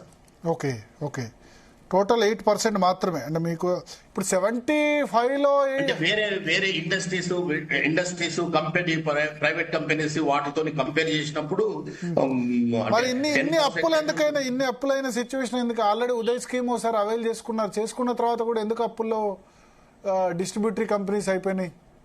అంటే డిస్ట్రిబ్యూషన్ కంపెనీలు నిజం చెప్పాలంటే సార్, మీరు అప్పులని చెప్తున్నారు సార్, అప్పుల కంటే ఎక్కువ కూడా మనం యాసెట్స్ క్రియేట్ చేసుకోగలిగినాం సార్. మనం తెలంగాణ రాష్ట్రం ఏర్పడినప్పుడు మనకున్నటువంటి అప్పులను మనం ఒకసారి కంపేర్ చేసుకున్నప్పుడు సార్, ఈ రోజు మన అప్పులు 1,60,000 కోట్ల రూపాయలు అప్పులని చెప్తున్నాం సార్. మనము తెలంగాణ రాష్ట్రం ఏర్పడినప్పుడు మన దగ్గర కేవలము 6 400 kV సబ్ స్టేషన్స్ ఉండేవి సార్. ఈ రోజు మనం 30 400 kV సబ్ స్టేషన్స్ నిర్మించుకోవడం జరిగింది సార్. 220 kV సబ్ స్టేషన్స్ 51 ఉంటే 103 220 kV సబ్ స్టేషన్స్ ఉన్నాయి సార్. 132 kV సబ్ స్టేషన్స్ 176 కు 251 పెంచుకున్నాం సార్. 33 kV సబ్ స్టేషన్స్ కూడా మోర్ దెన్ 1000 సబ్ స్టేషన్స్ మనం యాడ్ చేసుకున్నాం సార్. పవర్ ట్రాన్స్ఫార్మర్స్ కూడా 5691 పవర్ ట్రాన్స్ఫార్మర్స్ యాడ్ చేసుకున్నాం సార్. అగ్రికల్చర్ పంప్ సెట్స్ మన తెలంగాణ రాష్ట్రం ఏర్పడినప్పుడు 19 లక్షల వ్యవసాయ పంప్ సెట్లు ఉంటే ఈ రోజు 28 లక్షల వ్యవసాయ పంప్ సెట్లను మనం ఎనర్జైజ్ చేసుకోగలిగినాం సార్. అదే రకంగా మనకు తెలంగాణ రాష్ట్రం ఏర్పడినప్పుడు 4,60,000 డిస్ట్రిబ్యూషన్ ట్రాన్స్ఫార్మర్లు ఉంటే ఈ 12 సంవత్సరాల లోపల ఇంకొక 4,50,000 డిస్ట్రిబ్యూషన్ ట్రాన్స్ఫార్మర్స్ యాడ్ చేసుకున్నాం సార్. అదే విధంగా మనం జెన్కోలో చూసినప్పుడు బీటీపీఎస్ 1080 మెగావాట్ మనం యాడ్ చేసుకున్నాం, కేటీపీఎస్ లో 800 మెగావాట్ యాడ్ చేసుకున్నాము, భూపాల్పల్లిలో 2 యూనిట్లు యాడ్ చేసుకున్నాము 600 మెగావాట్. అదే రకంగా YTPS Yadadri thermal power plant 4000 megawatt add చేసుకున్నాం సార్ మనం. ఇవన్నీ కూడా మనకి యాసెట్స్ సార్. ఇవన్నీ కూడా వీటి వల్ల మనం రాబోయే రోజులలో మనకు వచ్చే డిమాండ్ ను తట్టుకోవడానికి ఏర్పాటు చేసుకున్నటువంటి వ్యవస్థలు సార్ ఇవి. అదే రకంగా డిస్ట్రిబ్యూషన్ సిస్టమ్ లోపల మనం 7 గంటల కరెంట్ ఇవ్వడానికి 2 విడతల్లో ఇచ్చేవాళ్ళం సార్. అటువంటిది 24 hours ఫస్ట్ అయితే 9 hours డే టైమ్ లో సప్లై ఇవ్వాలని చెప్పి అనుకున్న తర్వాత ఎప్పుడైతే డిస్ట్రిబ్యూషన్ నెట్వర్క్ ను డబుల్ చేసుకున్నాం సార్, ఉన్న నెట్వర్క్ ను డబుల్ చేసుకోవడం జరిగింది అనమాట. 11 kV feeders, 33 kV feeders, sub stations సామర్థ్యము ఇవన్నీ కూడా మోర్ దెన్ డబుల్ పెంచుకున్న తర్వాత మనం ఈ రోజు 24 hours సప్లై ఆల్ కేటగిరీస్ కు, డొమెస్టిక్, కమర్షియల్, ఇండస్ట్రియల్, అగ్రికల్చర్ అన్ని కేటగిరీ వాళ్ళకు కూడా 24 గంటలు కరెంట్ ఇవ్వగలిగే సామర్థ్యానికి చేరుకున్నాం సార్. మనం ఏర్పాటు చేసుకున్న సబ్ స్టేషన్లు కావచ్చు, 33 kV ఈహెచ్టి సబ్ స్టేషన్స్, ఈహెచ్టి లైన్స్, వీటన్నిటిని మనం ఒకసారి చూసుకున్నప్పుడు మనం చేసిన అప్పుల కంటే ఎక్కువ మనము ఆస్తులను తయారు చేసుకోవడం, అంటే నెట్వర్క్ తయారు చేసుకోవడం, యాసెట్స్ ను బిల్డప్ చేసుకోవడం జరిగింది సార్. ఓకే ఓకే, అలెక్య గారు జాయిన్ అయ్యారు. అలెక్య గారు నమస్తే అండి. నమస్తే. ఏమంటారు ఈ వాళ్ళ చీఫ్ సెక్రటరీ చేసిన రిమార్క్స్ దాని మీద? ఒక మెంటర్ గా లేదా కోచింగ్ సెంటర్ నడిపే వాళ్ళుగా, లేకపోతే మీరు కూడా చాలా ఫ్రీక్వెంట్ గా స్కిల్స్ గురించి చాలా ఫ్రీక్వెంట్ గా స్టూడెంట్స్ తో మేము మాట్లాడుతూ ఉంటామండి. ఎలా అంటే ప్రైవేట్ సెక్టర్ లో జాబ్ చూసుకుంటున్నా, పబ్లిక్ సెక్టర్ తో కంటే ప్రైవేట్ సెక్టర్ లో జాబ్ చూసుకుంటున్నప్పుడు స్కిల్స్ చాలా సాలరీస్ డ్రా చేయడం విషయంలో చాలా కీ రోల్ ప్లే చేస్తూ ఉంటాయి. ఇప్పుడు స్వీపర్స్ కి 2 lakhs సాలరీ పర్ మంత్ అన్నది నిజంగా చాలా సర్ప్రైజింగ్ గానే ఉంది. ఇది మేబీ ఎందుకు జరుగుండొచ్చు అంటే వెరీ ఫ్రీక్వెంట్ పే రివిజన్స్ జరుగుతూ ఉంటాయి కదా 4 years, అంటే 4 years కోసారి. ఎస్, అంటే చంద్రబాబు నాయుడు సమయంలో 3 ముక్కలు చేశారు ఎలక్ట్రిసిటీని. అప్పుడు ఆయన హయ్యర్ శాలరీస్ ఇచ్చారు, ఎందుకంటే ప్రభుత్వ ఉద్యోగం వదులుకుంటారు కాబట్టి. ఆ సమయంలో తులజారంగారు ఎప్పుడు డబుల్ చేశారా ఆ సమయంలో శాలరీస్ ని? ఇప్పుడు అంటే ఆకర్షణీయంగా ఇవ్వాలి, లేకపోతే వీళ్ళు ట్రై పార్టీ అగ్రిమెంట్ కు యాక్సెప్ట్ చేయడానికి అని చెప్పి శాలరీస్ ను ఆల్మోస్ట్ డబుల్ చేసినారు సార్. చేసుకుంటూ అట్లే పెన్షన్ ట్రస్ట్ ఏర్పాటు చేయడము, ఒక అంటే అట్రాక్టివ్ పే రివిజన్ ఇవ్వడము, దానివల్ల అప్పుడు అన్బండ్లింగ్ ఆఫ్ ఏపీఎస్, అంతకు ముందు ఎలక్ట్రిసిటీ బోర్డు ఉండేది సార్. దాన్ని 4 కంపెనీల కింద అప్పుడు ఫస్ట్ అయితే ట్రాన్స్కో అండ్ డిస్కమ్స్ అని డివైడ్ చేసి, తర్వాత Genco, Transco, southern discom, northern discom, అంటే ఉమ్మడి రాష్ట్రంలో ఆంధ్రాలో కూడా డిస్కమ్స్ అవి ఉండేవి సార్. ఇవన్నీ చేసుకోవడం జరిగింది. 4 years ఒకసారి పిఆర్సీ ఇవ్వాలనేది అప్పుడు తీసుకున్న నియమము. ఇంకొక విషయం ఏంటంటే సార్, ఎలక్ట్రిసిటీ డిపార్ట్మెంట్ లో ఏఈ క్యాడర్ లో రిక్రూట్ అయినటువంటి చాలా మంది ఏఈలు జాబ్ రిజైన్ చేసి వెళ్ళిపోయారు. ఓకే. అంటే ఒక మంచి ఎన్ఐటీలో కావచ్చు, ఐఐటీలో మంచి ఇంజనీరింగ్ కాలేజ్ నుంచి వచ్చినటువంటి బ్రిలియంట్ స్టూడెంట్స్ అందరూ కూడా ఎలక్ట్రిసిటీ డిపార్ట్మెంట్ కి వచ్చి వెళ్ళిపోయారు అనమాట. ఎందుకంటే మా డిపార్ట్మెంట్ కి వచ్చి, ఎందుకంటే బయట ప్రైవేట్ కంపెనీల్లో దొరుకుతున్నటువంటి ప్యాకేజెస్ మాకంటే ఆకర్షణీయంగా ఉంటాయి. ఓకే. కానీ ప్రైవేట్ రంగంలో ఉద్యోగ భద్రత తక్కువ, ప్రభుత్వంలో ఎక్కువ. ఏం చెప్తారు? అలెక్య గారిని అడుగుదాం, చాలాసేపటి నుంచి వెయిట్ చేస్తాం. అలెక్య గారు చెప్పండి. సో ఈ పే స్కేల్ అనేది, ఈ గ్యాప్ ఏదైతే ఉంటే అండి, ఇది యాక్చువల్ గా ఒక ఎకనామిక్ యాంగిల్ లో చూడాలి అంటే మనము లోవర్ గ్రేడ్ ఎంప్లాయీస్ కి కూడా ఒక బెటర్ క్వాలిటీ ఆఫ్ లైఫ్ ఇవ్వడం కోసము గవర్నమెంట్ నుంచి జరుగుతున్న ఒక మంచి బెనిఫిట్ లాగా చూడొచ్చు. మనకి ఎలానో తెలంగాణకు ఒక స్ట్రాంగ్ ట్యాక్స్ బేస్ ఉంది కాబట్టి ఈ ఎక్స్పెన్సెస్ మీట్ అవ్వటము అన్నది సెకండరీ ఇష్యూ అయితే, మేజర్ గా కాన్స్ ఇందులో ఎక్కువ ఉన్నాయండి. ఎందుకు అంటే ఈ ఇన్ఫ్రాస్ట్రక్చర్ మీద, వెల్ఫేర్ స్పెండింగ్ మీద ఏదైతే గవర్నమెంట్ చెయ్యాలో అదంతా ఇలా టాక్సెస్ లో, ఇలా సాలరీస్ లో, పెన్షన్స్ లో వెళ్ళిపోతుంది. తర్వాత స్కిల్ ని బట్టి ఈ సాలరీస్ ఉండాలి అన్న ఒక మేజర్ ఇది ఏదైతే ఉందో దానికే బ్యాక్ ఫైర్ అయ్యేలాగా ఉంది ఇప్పుడు ప్రస్తుతం ఉన్న పరిస్థితి. Okay okay okay okay so Eluru Srinivasarao గారు, అల్టిమేట్ గా బహుశా మీ పే రివిజన్ ఉంది, ఇప్పుడు వీళ్ళ పే రివిజన్ కూడా ఇప్పుడు ఎలక్ట్రిసిటీ ఎంప్లాయీస్ కూడా ఉంది కాబట్టి కామెంట్స్ వస్తున్నాయి అనుకోవచ్చా? మమ్మల్ని ఎలక్ట్రిసిటీ ఎంప్లాయీస్ తోటి కలపకండి, ఎందుకంటే electricity employees different from the state government employees. That is emergency department and risk ఉన్న డిపార్ట్మెంట్. మేము మా స్టేట్ మీ దానిలో కూడా రిస్క్ ఉన్న డిపార్ట్మెంట్స్ ఉన్నాయి, పోలీస్ లాంటి డిపార్ట్మెంట్. పోలీస్ మేము అడుగుతున్నాం, పోలీస్ డిపార్ట్మెంట్ కావచ్చు, మెడికల్ హెల్త్ కావచ్చు, కొన్ని డిపార్ట్మెంట్స్ ఎమర్జెన్సీ ఉన్నాయి. కానీ అయినప్పటికీ కూడా మేము రాష్ట్ర కొంచెం కరెక్ట్ గా, ఏలూరు గారు కెమెరా కొంచెం కరెక్ట్ గా పెట్టుకోండి, మీరు కొంచెం హెడ్ కట్టగా. ఎస్ ఎస్ ఎస్ ఎస్ చెప్పండి. ఇప్పుడు మా దాంట్లో కూడా ఎమర్జెన్సీ డిపార్ట్మెంట్ ఉన్నాయి. శాలరీస్ కూడా మేము on par with central government ఉన్నాం తప్ప అంతకంటే ఎక్కువ ఏం లేవు. మా క్వాలిఫికేషన్స్ ఇందాక మేడం అలెక్కి గారు చెబుతున్నారు, క్వాలిఫికేషన్స్ వచ్చినప్పుడు స్టేట్ గవర్నమెంట్ లో ఉన్న క్వాలిఫికేషన్ కానీ ఎలిజిబుల్ ఉన్న ఒక ఎస్జిటి టీచర్ ఉన్నా, స్కూల్ అసిస్టెంట్ ఉన్నా, ఒక్కొక్కళ్ళు ఎంఏ, బిఈడి, ఎంఫిల్, పిహెచ్డి చేసిన వాళ్ళు ఉన్నారు. స్టేట్ గవర్నమెంట్ దాంట్లో జూనియర్ అసిస్టెంట్ గా ఉన్నవాళ్ళు, సీనియర్ అసిస్టెంట్ ఉన్న వాళ్ళు కూడా ఐఐటి, ఐఐఎం చదివిన వాళ్ళు ఉన్నారు. ఎవరు కూడా ఈ రోజు స్టేట్ గవర్నమెంట్ లో ఈవెన్ ఆఫీస్ సబార్డినేట్ లో కూడా బీటెక్ చేసిన వాళ్ళు ఉన్నారు. క్వాలిఫికేషన్ పరంగా ప్రైవేట్ సెక్టార్ కానీ ఎనీ అదర్ సెక్టార్ కి గవర్నమెంట్ ఎంప్లాయీస్ గా క్వాలిఫికేషన్ పరంగా ఎక్కడ కూడా తక్కువ లేము. మేము మా తరపు నుండి కూడేది అసమానతలు ఉన్నమాట వాస్తవం సమాజంలో. కానీ మేము మా కంపారిజన్ మాకంటే పైన మాతో ఈక్వల్ క్వాలిఫికేషన్ ఉండి ఈక్వల్ పనిచేసే అదర్ ప్రైవేట్ ఆర్గనైజేషన్ తో కంపేర్ చేసుకుంటాం తప్ప ఏ క్వాలిఫికేషన్ లేకుండా గవర్నమెంట్ జాబ్ రాకుండా మాకు మినిమం ఇంతే ఉందని వాళ్ళ పరిస్థితి ఉంది, వాళ్ళు అర్థం చేసుకుంటాం మేము. కానీ వాళ్ళతో మమ్మల్ని కంపేర్ చేయకండి. మేము 24 సంవత్సరాలు, 25 సంవత్సరాలు, 30 సంవత్సరాలు ఓన్లీ కష్టపడి లక్షల మంది కాంపిటీషన్ లో ఈ జాబ్ సెలెక్ట్ అయ్యి పూర్తిగా మా జీవితాన్ని, అంటే మా కుటుంబాన్ని మొత్తం కూడా ప్రభుత్వ సర్వీస్ కి, ప్రజల సర్వీస్ కి త్యాగం చేస్తున్నాం. ఇక మాకు వేరే పని ఏముండదు. మాలాంటి నాయకత్వం వహించే కొంతమంది తప్ప ఇటు వచ్చి మాట్లాడే అవకాశం మిగతా వాళ్ళకి అవకాశం ఉండదు. మీరు చూస్తున్నారు కదా, పెన్షనర్స్ కి అది ఆర్థిక పరిస్థితి బాగా ఎంతమంది చనిపోతున్నారు పెన్షనర్స్. డిఏ లేకపోయినా మేము ఒప్పుకుంటున్నాం, ముఖ్యమంత్రి గారు చెప్పారు కొన్ని రోజులుగా పెట్టమని. వీటన్నిటి చేసుకుంటూ వస్తున్నాం. కాకపోతే సిఎస్ గారు మరి ఏ ఊళ్ళో చెప్పారో, ఏ వేదికలో చెప్పారో కానీ అది అందరికీ ఆపాదించవద్దు.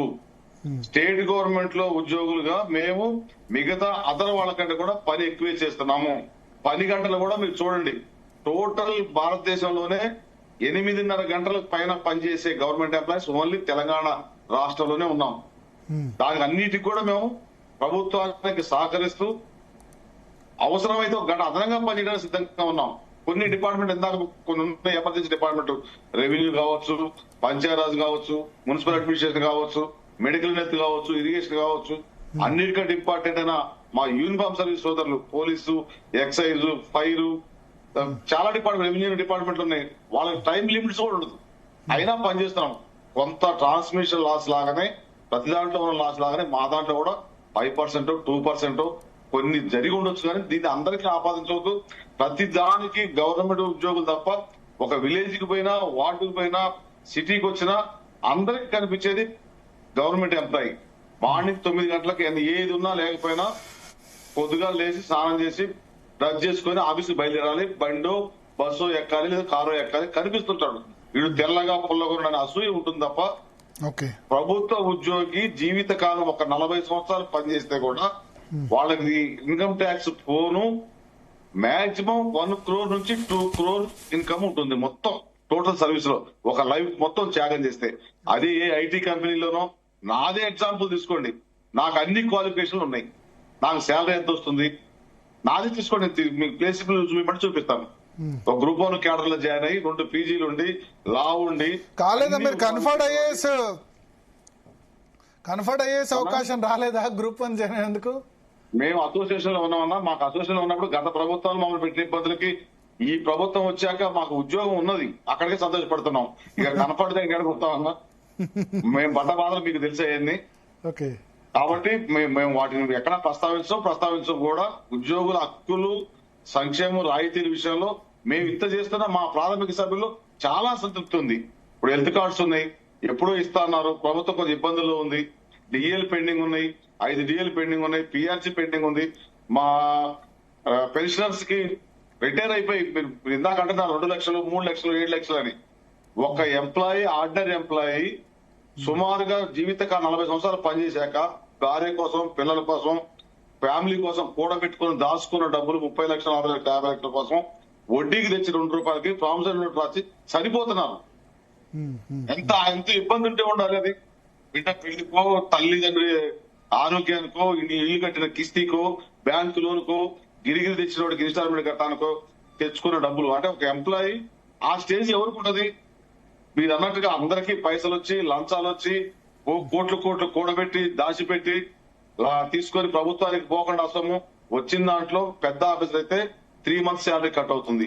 మినిమం ఆఫీస్ అపాయింటెంట్ కూడా 1 month శాలరీ కట్ అవుతుంది. మిడిల్ ఉన్న వాళ్ళకి 2 months శాలరీ కట్ అవుతుంది. ఈవెన్ మా పెన్షనర్స్ వాళ్ళకు కూడా ఇన్కమ్ ట్యాక్స్ కట్ అవుతుంది. మేము పర్ఫెక్ట్ గా, సిస్టమేటిక్ గా ప్రభుత్వం యొక్క ఆ ఫోల్డ్ లో పనిచేస్తుంటాం తప్ప బయటికి పోము. కాకపోతే కొంత మాకు జాబ్ సెక్యూరిటీ ఉంటుంది అనేది ఇంతకు ముందు ఉంది. ఇప్పుడు అది కూడా మా సిపిఎస్ ఎంప్లాయీస్ 65% సిపిఎస్ ఎంప్లాయీస్. ఆ సిపిఎస్ సిస్టమ్ రావడం వల్ల గవర్నమెంట్ కి రావడానికి కూడా చాలా మంది ఇష్టపడట్లేదు. ఇందులో వచ్చిన పెద్ద బెనిఫిట్ లేదు, సరిపోతే ఏమి రాదు, ఉద్యోగాలు రావు, రిటైర్ అయిపోయాక పెన్షన్ రాదు, ఇందులో కూడా మర్యాద లేదు, కొంత మనకు గౌరవం తగ్గుతుంది. ఒకప్పుడు గవర్నమెంట్ ఎంప్లాయీ అంటే ఉండేది, ఇప్పుడు అందరూ కూడా ఫైనాన్షియల్ గా ఆల్మోస్ట్ ఆల్ స్ట్రెంగ్ అయింది. అన్ని కుటుంబ వ్యవస్థలో కొద్ది మంది కొంత ఉండొచ్చు కానీ కింది లెవెల్లో, విలేజ్ లెవెల్లో చాలా వరకు ఆర్థికంగా పరిమితి అయ్యారు. ఉద్యోగుల కంటే కూడా మంచిగానే ఉన్నారు. థ్యాంక్ యూ శ్రీనివాసరావు గారు, తులజారాం గారు, అదేవిధంగా అలేఖ్య గారు. సో మొత్తాన్ని స్పందన సిఎస్ చేసిన కామెంట్స్ ఎస్పెషల్లీ విద్యుత్ ఉద్యోగులకు సంబంధించి 1500 కోట్లు ఇంతకుముందు ఏదైనా తక్కువ అర్హతలు ఉన్న పోస్టులకు అధిక జీతాలు అంటే చాలా ఎక్కువ ఉంది కదా. సో దానివల్ల ప్రభుత్వ ఖజానాపై అయితే భారం పడుతుంది. అంటే దీనికి పాస్ట్ అయితే ఖచ్చితంగా ఉంది. అంటే విద్యుత్ ఉద్యోగులకు సంబంధించి జనరల్ గా ఏంటంటే ప్రభుత్వ ఖజానా కాకుండా మనం కట్టే పవర్ బిల్స్ ఆధారంగా, పవర్ బిల్స్ ద్వారా వాళ్ళకి ఆదాయం ఉంది ప్రతి ఇంట్లో. తర్వాత మిగతా వాటిలో ఉన్న వాటి ఆధారంగా ఉంది. ప్రభుత్వ ఖజానా మీద డైరెక్ట్ గా పడదు. బట్ ఫ్రీ కరెంటు ఇటువంటి ఇస్తే ప్రభుత్వం భరించాలి విద్యుత్ సబ్సిడీలు, బట్ ఇవ్వదు. సో తుల్యారం గారు చెప్తున్నారు సార్, ఈ జీతాలు అంటే జీతము ఎక్కువ ఉంది అనే దానికి అంటే విద్యుత్ రంగంలో పనిచేసే కార్మికులు, ఇంజనీర్లు వాళ్ళ కుటుంబ జీవితాలను కోల్పోయి 24 గంటలు పగలు రాత్రి కష్టపడి పనిచేసి వాళ్ళ ప్రాణాలను త్యాగం చేస్తున్న దానికి లభిస్తున్న గౌరవంగానే భావించాలి సార్ దీన్ని. ఓకే. సో ఒకటి డైరెక్ట్ గా ప్రభుత్వ ఖజానా కాదు, మనం కట్టే పవర్ బిల్స్ వాటి ఆధారంగా ఉంటుంది. కాకపోతే ప్రభుత్వాలు ఏంటంటే వ్యవసాయానికి ఉచిత విద్యుత్ అని చెప్తాయి, అది ప్రభుత్వం భరించాలి, ప్రభుత్వం ఇవ్వదు ఫుల్ సబ్సిడీ, దానివల్ల అప్పుల పాలవుతారు. సో ఒకటి మాత్రం ఇక్కడ క్లియర్, ప్రభుత్వ ప్రైవేట్ ఉద్యోగుల మధ్య ఎక్కువ డిఫరెన్స్ ఉంటే, డబుల్ ఉండొచ్చు, డబుల్ కంటే 3 times 4 times ఎక్కువ ఉంటే ఇండస్ట్రీ నామ్స్ లో అన్రెస్ట్ అనేది క్రియేట్ అవుద్ది. ఇప్పుడు ప్రజలు ప్రభుత్వ ఉద్యోగాలను ఎందుకు కోరుకుంటున్నారంటే నిరుద్యోగులు ఎందుకని అంటే జాబ్ సెక్యూరిటీ లేదంటారు, బట్ జాబ్ సెక్యూరిటీ ఉంది మిగతా వాటితో పోలిస్తే. ప్రభుత్వ ఉద్యోగులు ఇప్పుడు ఐటీ ఉద్యోగులు ఉన్నారు, ఇప్పుడు ఆర్టిఫిషియల్ ఇంటెలిజెన్స్ వస్తే వాళ్ళని ఫైర్ చేయడం తప్ప ఏంది. ఇన్ఫోసిస్, టీసీఎస్ లాంటి కంపెనీలే లాస్ట్ 2 years లో ఎంతమందిని లే ఆఫ్ చేసేది చూసాం. సో ప్రభుత్వ ఉద్యోగులకు సంబంధించి కొంత జాబ్ సెక్యూరిటీ అయితే ఖచ్చితంగా ఉంది మిగతా ఉద్యోగాలతో పోలిస్తే. బట్ ఒకటి ఇక్కడ బ్యాలెన్స్ చేయాల్సింది ఏంటంటే ప్రభుత్వ గతంలో తెలంగాణ వచ్చినప్పుడు సర్ప్లస్ రాష్ట్రం అంటే చాలా పెద్ద ఇన్కమ్ ఉన్న రాష్ట్రం, కానీ ఇప్పుడు అప్పుల పాలైన రాష్ట్రం. కాబట్టి ఉద్యోగులు కూడా ఇప్పుడు అర్థం చేసుకోవాలి ఇప్పుడున్న సిచ్యువేషన్ బట్టి. ఇప్పుడు ఎందుకంటే డిఏలే ఇవ్వలేని పరిస్థితి ప్రభుత్వానికి ఉంది, ఇక పిఆర్సీలు అవి అయితే ఇచ్చే పరిస్థితి లేదు. ప్లస్ విద్యుత్ ఉద్యోగులకు సంబంధించి 4 సంవత్సరాలకు ఒకసారి పే రీజన్ జరుగుతుంది. వాళ్ళు గతంలో ప్రభుత్వ ఉద్యోగులు ఉన్న వాళ్ళని చంద్రబాబు నాయుడు హయాంలో ప్రైవేటైజ్ చేశారు, ఆ సందర్భంలో ఇన్సెంటివ్ ఇచ్చారు, దానివల్ల వాళ్ళ జీతాలు ఎక్కువ ఉన్నాయి. బట్ ఏదేమైనా ఇప్పుడు నాకు తెలిసి స్వీపర్లు కొత్త రిక్రూట్మెంట్ ఏం లేదు, అది ఎప్పుడో 20-25 సంవత్సరాల క్రితం 30 సంవత్సరాల క్రితం, లేకపోతే కంపాషనేట్ అపాయింట్మెంట్ అంటే తండ్రి చనిపోతే కొడుకు ఉద్యోగం ఇవ్వడం అటువంటి సందర్భాల్లో, లేదా భర్త చనిపోతే భార్యకు ఉద్యోగం ఇవ్వడం ఇటువంటి సందర్భాల్లో మాత్రం ఉంది. బట్ ఏదేమైనా మిగతా రాష్ట్రాల కంటే మిగతా వాటికంటే సాలరీస్ అయితే పర్లేదు అనిపించే స్థాయిలోనే ఉన్నాయి, పర్వాలేదు. సెంట్రల్ గవర్నమెంట్ ఉద్యోగుల కంటే బాగానే ఉన్న పరిస్థితి ఉంది. State finances, resources, employees salaries ఇవన్నీ దృష్టిలో పెట్టుకుని ఉంటే బాగుంటుంది. అదర్వైజ్ జనరల్ గా ప్రభుత్వ ఉద్యోగులు అంటే సమాజంలో అక్కస అయితే ఉంది, అది మాత్రం ఉంది. ప్రభుత్వ ఉద్యోగుల్ని సపోర్ట్ చేసే వాళ్ళకంటే ఎందుకు ఇంత జీతాలని వ్యతిరేకించే వాళ్ళు కూడా ఉన్నారు. కరోనా సమయంలో 1 year స్కూల్స్ నడకపోతే అందరు పనిచేయలేదు, కానీ టీచర్స్ మాత్రం వీళ్ళు ఏం లేకుండా వీళ్ళకి జీతాలు వస్తున్నాయి, ఎందుకంటే మిగతా వాళ్ళకు రాలేదు. సో అట్లా ప్రజలు అక్కసికి అక్కిన సందర్భం అయితే ఖచ్చితంగా ఉంది. సో మొత్తానికి అడ్రస్ చేయాల్సిన సమాజంలో ఇన్ఈక్వాలిటీస్ రావద్దు. ప్రైవేటు ప్రభుత్వ రంగం మధ్య డెఫినెట్ గా శాలరీ తేడా ఉండాలి. మరీ ఎక్కువ ఉంటే అన్రెస్ట్ వచ్చే ప్రమాదం ఉంది, ఉద్యోగుల మీద అక్కసి వచ్చే అవకాశం ఉంది. రెండోది ఏంటంటే కొన్ని డిపార్ట్మెంట్స్, అందరు ఉద్యోగులు అనట్లేదు, కొన్ని డిపార్ట్మెంట్స్ డిమాండ్ చేసి మరి తీసుకోవడం వల్ల రెవెన్యూ, ట్రాన్స్పోర్టు, ఎక్సైజు ఇటువంటి వాటిలో పైసలు ఇస్తేనే పని అనే పరిస్థితి రావడం వల్ల మాత్రం చాలా ప్రజల్లో వాళ్ళ మీద చాలా చెడ్డ పేరు అయితే వాళ్ళకి వచ్చిందని చెప్పొచ్చు. ఆ డిపార్ట్మెంట్ వాళ్ళే ఆలోచించాలి, దానిలో పనిచేస్తున్న వాళ్ళు ఆలోచించాలి. ప్రజల దృష్టిలో పలిచన కాకుండా ఉండాలంటే ఏం చేయాలండి. So let's leave it to government. Maybe chief secretary కూడా ఇప్పుడు విద్యుత్ ఉద్యోగులకు సంబంధించి ఈ ఇయర్లో ఉంది, వాళ్ళకి 4 సంవత్సరాల తర్వాత రివైజ్ చేయాలి కాబట్టి ఆ కాంటెక్స్ట్ లో మాట్లాడి ఉంటారు. 1500 కోట్లు గతంలో విద్యుత్ ఉద్యోగుల శాలరీస్ ఉండే, ఇప్పుడు 6000 కోట్లైంది, 4 times ఎక్కువైందని చెప్పి. దానికి కారణాలు కూడా ఉన్నాయి, ఆర్టిజన్స్ ని వాళ్ళని కలుపుకున్నారు కాబట్టి. ఎస్, విద్యుత్ ఉద్యోగులకు సంబంధించి కొంత రిస్క్ జాబే, సింగరేణి ఏ విధంగా ఉందో వీళ్ళకు కూడా కొంత రిస్క్ జాబ్ కాబట్టి రిస్క్ ఉన్న జాబ్స్ కి కొంత శాలరీస్ కూడా ఎక్కువనే ఉంటాయి. బట్ ఏదేమైనా స్టేట్ ఫైనాన్షియల్ సిచ్యువేషన్ ను దృష్టిలో పెట్టుకొని ఇవన్నీ కూడా బ్యాలెన్స్ చేయాల్సిన అవసరం అయితే కనిపిస్తుంది. రైట్, ఇక నెక్స్ట్ టాపిక్ లోకి వెళ్లే ముందు డిఎన్ఏలో షార్ట్ బ్రేక్. స్టేట్